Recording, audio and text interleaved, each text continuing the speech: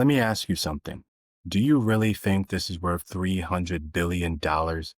Because that's how much OpenAI, the company behind ChatGPT, just spent on computer chips. Not ads, not offices, chips. That's more than what some countries make in a whole year. So here's the story.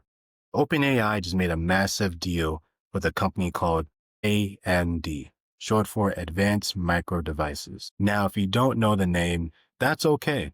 You probably use something powered by them. They make processors that run inside of Windows laptops, Xboxes, and PlayStations.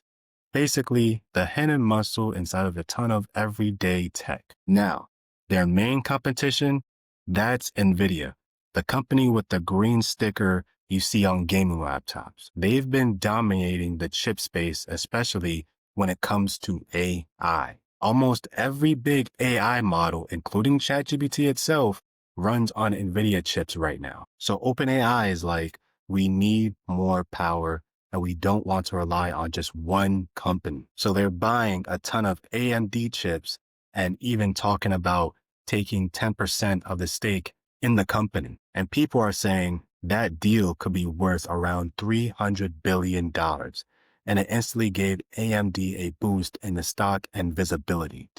That's just crazy. But here's where it kind of gets a little bit crazy. NVIDIA invests in AI companies like OpenAI, and OpenAI uses that money to buy NVIDIA chips. And now OpenAI turns around and makes this deal with AMD, making AMD's value go up. It's like everyone's passing around the same dollar in the same room, and they're cheering every time they get it back. That's what we call in the economic space a financial circularity.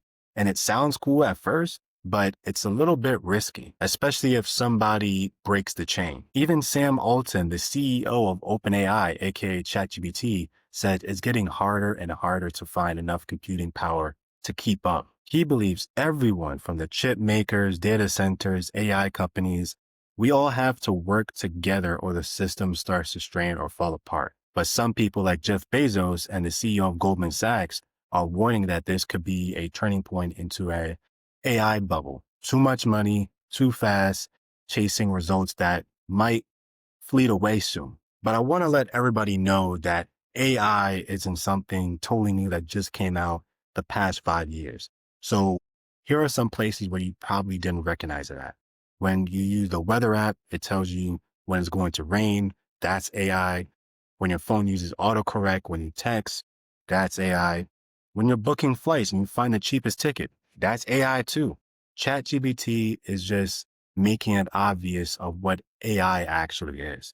Yeah, it's exciting. It's innovative, but it's fair to ask, is it really worth $300 billion to invest in? Or is it just a bubble that's going to pop soon? But I guess people are probably going to ask, what do you think about this deal? Um, I think this deal is worth exploring.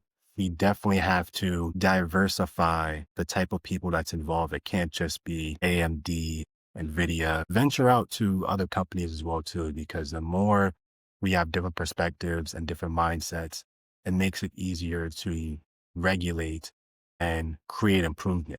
Because I did an article 2 months ago saying that people or executives, CEOs have been lying about mastering AI.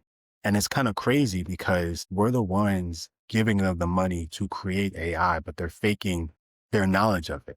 So it's like we have to, check people on that, hold them accountable, because we can't keep pushing these ideas if nobody knows how to actually do the work, right? But with the right people, with the right innovative team, I think we could get things started.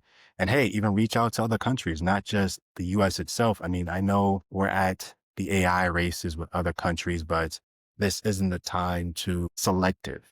We have to be very intentional. I guess that does mean selective, but in the way where it's just like we can't push somebody away just because they're not from the same country as us. I mean, different mindsets grow in all sorts of places. I mean, America isn't just one culture, it's multiple. So by working with other countries on this AI stuff, it'll be a lot clearer and we'll know exactly where it's going and if it's going to die down in the next 2, 3 years.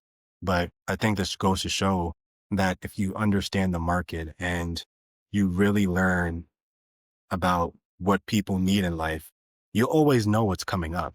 But make sure you're one of the first people to get into that because it's going to get harder and harder to get into AI if you don't know what's going on. So always be one of the first people to get into it. So that way you could benefit the most from it. That's just something I've been learning throughout my whole years developing applications, trying to do entrepreneurship and etc. But comment down below what you think about this. Peace.